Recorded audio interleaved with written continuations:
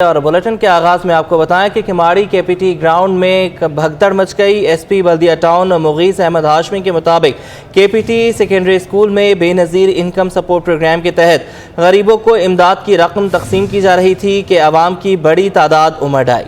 गर्मी और धक्कम पेल के दौरान दर्जन से ज्यादा खवातीन जख्मी हुई हैं। तफसीलात जानेंगे। शाहज़ेब हुसैन हमारे साथ मौजूद हैं जो इस वक्त जाए हादसा पर मौजूद हैं। शाहज़ेब, अपडेट कीजिएगा। जी बिल्कुल, देखिए मैं इस वक्त रिपोर्ट कर रहा हूँ केपीटी ग्राउंड के करीब। केपीटी बॉयज़ सेकेंडरी स्कूल है और यहाँ पर बेनज़ीर इनकम सपोर्ट प्रोग्राम के हवाले से रकूम की तकसीम के हवाले से आज यहाँ पर लोग जमा हुए थे। गरीब लोग थे और उनके एक अमाउंट दी जाती है बेनज़ीर इनकम सपोर्ट प्रोग्राम के तहत उन गरीबों को। वो लोग यहाँ पर आए थे और वो रकम की जब तकसीम हो रही थी इस दौरान मुश्तइल अफराद में जो है यहाँ पर आए और उन्होंने जो है इस इमारत के अंदर दाखिल होने की कोशिश की और इस भगदड़ के दौरान मुतादिद खवातीन जो है ज़ख्मी हो गई। इस वक्त मेरे साथ मौजूद हैं एसपी बल्दिया टाउन मुगीस अहमद हाशमी। ये बताएगा कि ये वाक़या आज जो है हुआ है यहाँ पर गरीब तबका जो है जो बेनज़ीर इनकम सपोर्ट प्रोग्राम के तहत रकम हासिल करने के लिए आया था, इस हवाले से क्या कहेंगे और यहाँ पर जो लाठीचार्ज हुई है या नहीं हुई है इस बात में कितनी सदाकत है? बिस्मिल्लाहिर्रहमानिर्रहीम। बिल्कुल जैसे आपने बताया, कैश डिस्ट्रीब्यूशन का प्रोग्राम यहाँ पे जारी था और डिस्ट्रिक्ट पुलिस की तरफ से पेश की इसके हवाले से कम्प्रिहेंसिव सिक्योरिटी प्लान भी जारी किया गया था और आज भी ख़वातीन एहलकार और मर्द एहलकार यहाँ पे सिक्योरिटी के फ़राइज़ सर अंजाम दे रहे थे। मुश्तिल अफराद के यहाँ पे आने की कोई इतलात अभी तक मौसूल नहीं हुई, लेकिन ये ज़रूर बताया जा रहा है कि ख़वातीन की तादाद जो है वो ज़्यादा थी। आज वीकेंड के बायस इनका रश जो है वो रूटीन से ज़्यादा यहाँ पे मौजूद था और जो धक्कम पेल हुई है वो गेट के बाहर बताई जा रही है और गेट के साथ जो मौजूद एक रैंप है वहाँ पर बताई जा रही है। अभी तक 17 ख़वातीन ज़ख्मी हो के और गर्मी की वजह से बेहोश होके हॉस्पिटल शिफ्ट की जा चुकी हैं। ताहाल अभी तक किसी के एक्सपायर होने की इन्फॉर्मेशन हमें रिसीव नहीं हुई। दो की जिस तरह बता रहे हैं हालत जो है वो सीरियस बताई जा रही है। जी बिल्कुल, इस वाक़े की शफाफ तहकीकात होंगी। मैं यहाँ पर दिखाऊँ तो यहाँ पर बड़ी तादाद जो है ख़वातीन की मौजूद हैं। ये बताएगा कि यहाँ पर जो ख़वातीन आई थी जो बेहोश हुई हैं, एक तो गर्मी की वजह से और दूसरा धक्कम पेल की वजह से हुई हैं। लोगों की लापरवाही वजह से, पैसा देने का लापरवाही की वजह से ना उंगली सही लेता है ना कुछ सही लेता है। ये पैसा देने के लिए बड़ा अच्छा झूल के पैसा वाला लगा के देना। जी बिल्कुल, बताया जा रहा है गर्मी की वजह से भी ये यहाँ पर ख़वातीन बेहोश हुई हैं। ताहम इस वक्त जो है हालात को काबू कर लिया गया है। ताहम इस वक्त हालात कंट्रोल में है। ज़ख्मी को तिबी इमदाद के लिए अस्पताल मुंतकिल कर दिया गया है और उनको वहाँ पर इलाज मुआलजे की जो ज़रूरियात भी की जा रही हैं। जी कुछ ईद की बात कर लेंगे तो मेहनत कश बुध से हफ्ते के रोज़ तक ईद की छुट्टियां मनाएंगे। मेहनत कशों के लिए ईद कुर्बान की तातीलात का ऐलान कर दिया गया है। सिंध हुकूमत की जानिब से 28 से 1 जुलाई तक आम तातील का नोटिफिकेशन जारी किया गया है। तफसीलात जानेंगे। आज़ाद नोडियो हमारे साथ मौजूद हैं। आज़ाद, अपडेट कीजिएगा इस हवाले से। जी बिल्कुल, उजरत पर काम करने वाले मुख्तलिफ निजी इदारों में जो मेहनत कश हैं उनके लिए सिंध सरकार की जानब से बाज़ाब्ता तौर पर ईद कुर्बान की छुट्टियों का ऐलान कर दिया गया, जिसका महकमा मेहनत व अफरादी क़ुव्वत ने बाज़ाब्ता तौर पर नोटिफिकेशन जारी कर दिया है। नोटिफिकेशन फैक्ट्रीज एक्ट 2015 के तहत जारी किया गया, जिसके तहत 28 से 1 जुलाई तक मेहनत कशों के लिए आम ततील का ऐलान कर दिया गया, जबकि बुध से हफ्ते के रोज तक तमाम मेहनत कश जो कराची समेत सूबे भर की जो है वो ईद की 4 छुट्टियां मनाएंगे। इस हवाले से जो महकमा मेहनत व अफरादी क़ुव्वत ने नोटिफिकेशन भी जारी कर दिया है। जी ठीक है आज़ाद नोडियो, बहुत शुक्रिया आपका। अब आपको बताएं कि ईद उल अज़हा की आमद है, वक्त कम है, मुकाबला सख्त हो रहा है। कुर्बानी के ईद में 2 दिन बाकी रह गए हैं। मवेशी मंडियों में रश है, किसी को मनचाहा जानवर मिल गया है, कोई सस्ते की तलाश में खाली हाथ लौट आया है। तफसीलात जानेंगे अपने नुमाइंदे हमाद से। जी हमाद, बताइएगा कितना रश दिखाई दे रहा है आपको? आज देखिए ईद कुर्बा में सिर्फ 3 रोज़ बाकी हैं और इस वक्त जो है मैं जनरल ब्लॉक में केपीटी ब्लॉक है ये, जहाँ पर मवेशी मंडी के में मौजूद हूँ, जहाँ पर जो है ख़रीदारों का रश जो है वो काफ़ी हमें नज़र आ रहा है। मेरे कैमरामैन इब्राहिम अगर आपको दिखाएं तो आप देख सकते हैं कि जानवरों की तादाद यहाँ पर जो है जनरल ब्लॉक में काफ़ी देखने में आ रही है। ये बताया जा रहा है कि जो 7.5 लाख जानवर पूरी मंडी में आया था उसमें से कोई तकरीबन 5 लाख के करीब जानवर अब तक फ़रोख्त हुआ है, लेकिन जानवरों का जो सिलसिला है वो आने का अभी भी जारी है। जानवर जो है अब भी जो है वो अनलोड जो है होते दिखाई दे रहे हैं। साथ ही साथ जिन व्यापारियों के जानवर फ़रोख्त हो चुके हैं वो वापस अपनी घर की तरफ जो है वो रवाना भी हो रहे हैं। हमने यहाँ देखा कि सुबह से ही जो है लोग यहाँ पर आ रहे आने का सिलसिला जारी है। जो जनरल ब्लॉक्स हैं, जो 11 जनरल ब्लॉक्स में, उसमें जो है जानवरों की तादाद अभी भी मौजूद है, लेकिन जो बड़े स्टैंडर्ड ब्लॉक थे VIP, उनमें कुछ जानवर जो है वो काफ़ी तादाद में फ़रोख्त भी हो चुके हैं। शहरियों की यही कोशिश है कि वो अपनी रेंज के मुताबिक खूबसूरत अच्छा मनपसंद जानवर ख़रीदें और यहाँ से वो लेके जाएं और फिर उसकी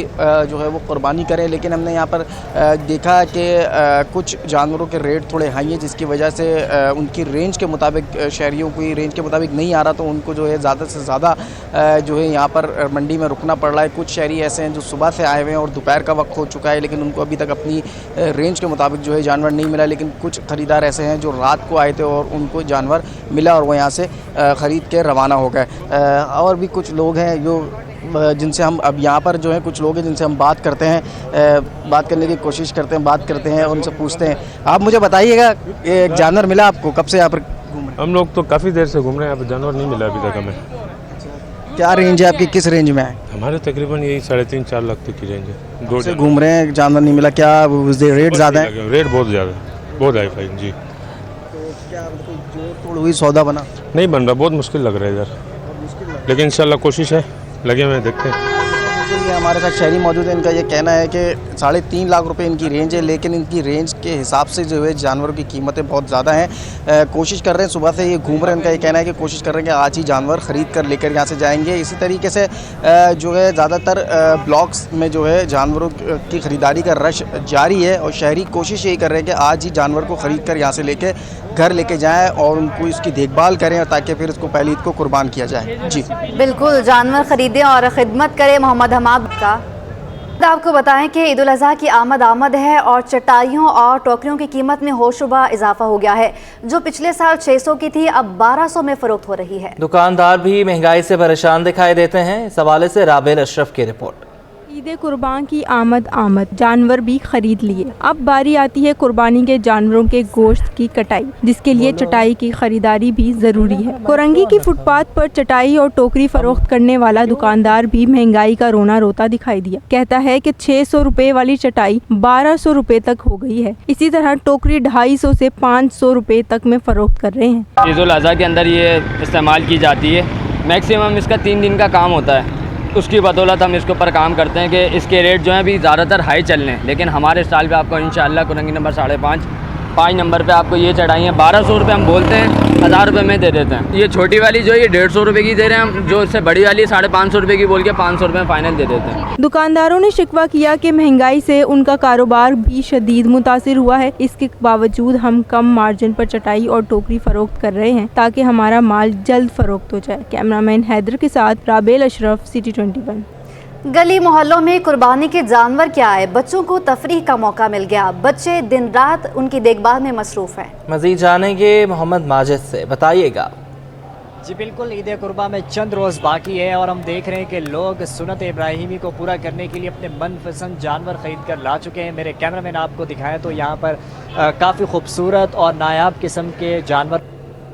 बड़ों का काम होता है इन जानवरों को ख़रीद कर लाना, लेकिन जो असल काम होता है वो इन बच्चों का होता है। क्या आप देखभाल करते हैं? हम इनको सुबह से लेकर शाम तक लोग पानी पिलाते हैं, सुबह को, फिर शाम में जंतर खिलाते, फिर रात को वो छिलका और भूसा मिला कर खिलाते, फिर हम लोग घुमाते हैं रात को इन लोग को। आप कितना टाइम इनके साथ गुजारते हैं? सुबह से लेकर रात तक हम उनके साथ बैठे रहते हैं, उनकी देखभाल करते हैं और हम उनको घुमाते हैं। आप जानते होंगे 2 दिन बचे होंगे ईद को, अल्लाह की राह में कुर्बान हो जाएंगे। आपने क्या नाम सोचे थे? इसका नाम शारदान है, इसका नाम डॉन है, इसका नाम वो है बादशाह। जी बिल्कुल, खाली यहाँ ही नहीं, शहर के बेशतर इलाकों की यही सूरत हाल है। बच्चे जो हैं वो अपने मनपसंद जानवरों की खिदमत में मसरूफ़ हैं। जी बहुत शुक्रिया माजिद, आपने हमें अपडेट किया। और अब आपको बताएं कि पहले तो चोर बाइक्स पर ही आते थे, लेकिन अब कुर्बानी के जानवर चुराने के लिए लोग गाड़ियों पर आ रहे हैं। फेडरल बी एरिया अंचोली के करीब एक कुर्बानी का जानवर कार सवार ले उड़े। गुज़श्ता रोज़ गाय चोरी की CCTV मंजर आम पर आ गई। CCTV फुटेज में गाय चोर का चेहरा वाज़े देखा जा सकता है। पुलिस के मुताबिक गाय चोरी की वारदात गुज़श्ता रोज़ सुबह 8:30 बजे हुई थी। वाक़े की इत्तला के बाद चोरी होने वाली गाय की तलाश शुरू करती है। और नाजरीन, ईद कुर्बा में सिर्फ 2 दिन बाकी हैं। छुरियाँ, टोके, सब कुछ महंगा हो गया है। जानवर भी बस से बाहर हैं, लेकिन अब सब्ज मसाला जात भी आवाम की पहुंच से दूर हो रहे हैं। अदरक 600 रुपये, लहसुन और नींबू 400 रुपये में फरोख्त किए जा रहे हैं। हरी मिर्चें 150 रुपये किलो में बेची जा रही हैं। लाल टमाटर खरीदने के लिए लाल नोट दरकार है। आलू, प्याज 80 रुपये फी किलो में दस्तयाब है। और नाजरीन, ईद छोटी हो या बड़ी, शॉपिंग ज़रूर करती हैं। रुबीना अशरफ ने यह कहा है कि उन्होंने ईद की तमाम शॉपिंग कर ली है। वो भी आम शख्स की तरह ही ईद मनाती हैं। तफसीलात जानेंगे सैयद ज़ुबैर राशिद से, जो उनके हमरा मौजूद हैं। जी ज़ुबैर। आज बिल्कुल बड़ी ईद की बड़ी आमद है और यकीनन ईद उल अज़हा की तैयारियां जो हैं खूब जोश व खरोश के साथ मनाई जा रही हैं। ईद से कबल फ़नकार बरादरी जो है ईद उल अज़हा की तैयारियां कैसे मना रही हैं, इस मुनासिबत से मेरे साथ बात करने के लिए बराह रास्त मौजूद हैं मारूफ अदाकारा रुबीना अशरफ इस वक्त हमारे साथ मौजूद हैं। मैडम, बड़ी ईद की बड़ी आमद है, अदाकारा रुबीना अशरफ की ईद कैसी होती है और अभी से आपने क्या क्या तैयारियाँ शुरू कर दी हैं?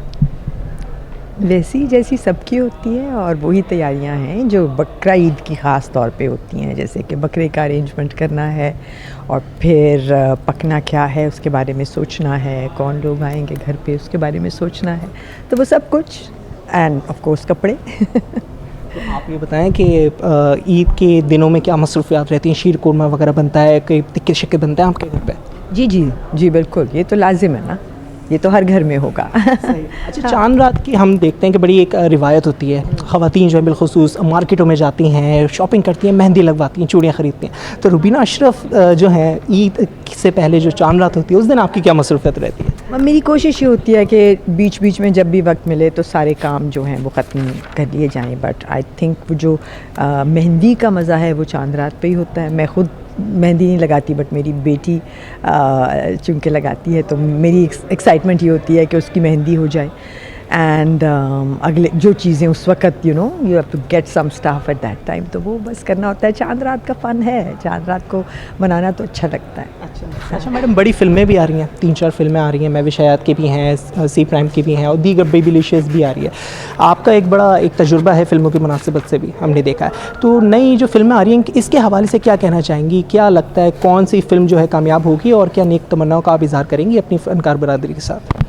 Course good luck to everyone जिनकी फिल्में लग रही हैं ईद पे, और आई एम जस्ट विश के कोई बहुत मज़े की हो और हम भी सिनेमा जाएं और जाके देखें, क्योंकि कुछ थोड़ा सा ये जो रिचुअल है सिनेमा जाना और फिल्म देखना वो थोड़ा सा कम हो गया है, तो इट्स बोरिंग। तो जाना चाहती हूँ मैं और जाके देखना चाहती हूँ, अल्लाह करे कोई ऐसी फिल्म हो। ईद की मुनासिबत से कोई हमारे जो देखने वाले हैं उनको कोई पैगाम देंगी? ईद मुबारक आप सबको, खूब इंजॉय करें, मज़ा करें और इन छुट्टियों को भरपूर तरीके से मनाएं।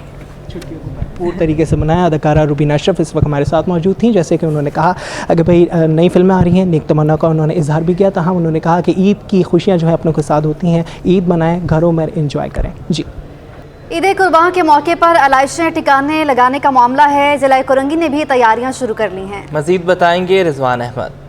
बिल्कुल, ईद उल ज़ुहा के कंटीजेंसी प्लान को अमल दरामद पर यकीनी बनाने के लिए और उसमें जो लीकेजेस हैं उसका ख़ात्मा करने के लिए मुंतखब बल्दियाती नुमाइंदों और ट्रांजिशन अफसरान समेत दीगर अफसरान सर जोड़कर बैठ गए हैं डिस्ट्रिक्ट कोरंगी में। और यहाँ पर एक मीटिंग भी हुई है। उसमें हुआ ये कि जो Sindh solid waste management board के अफसरान हैं वो मसरूफियात के सबब शिरकत ना कर सके, ताहम हिकमत अमली जो है वो मुरतब की गई है किस तरह ईद कुर्बा के मौके पर शहरियों को रिलीफ फराहम किया जा सके, साफ़ सुथरे माहौल की फराहमी को यकीनी बनाया जा सके। Zafar Ahmed Khan TMC model town के चेयरमैन हैं, नौमुंतखब चेयरमैन, इनसे बात करते हैं। बहुत शुक्रिया ज़फ़र साहब, फ़र्स्ट एक्सपीरियंस ही आपके ऊपर जो है वो बहुत टफ जॉब सामने आ रही है। बताइएगा जो अब तक कंटीजेंसी प्लान सामने आया है सॉलिड वेस्ट की जानिब से, क्या उससे मुतमईन हैं आप? नहीं, देखें कुछ तो मुतमईन है, कुछ हमने उनको सजेशंस भी दी थी जिसका उन्होंने कहा था कि हम 1-2 दिन में जवाब देंगे। हम तो समझ रहे थे कि आज वो लेकर आ जाएंगे जो हमने प्रपोजल्स दिए थे उसके मुताबिक करके, लेकिन बहरहाल वो आज नहीं पहुंच सके।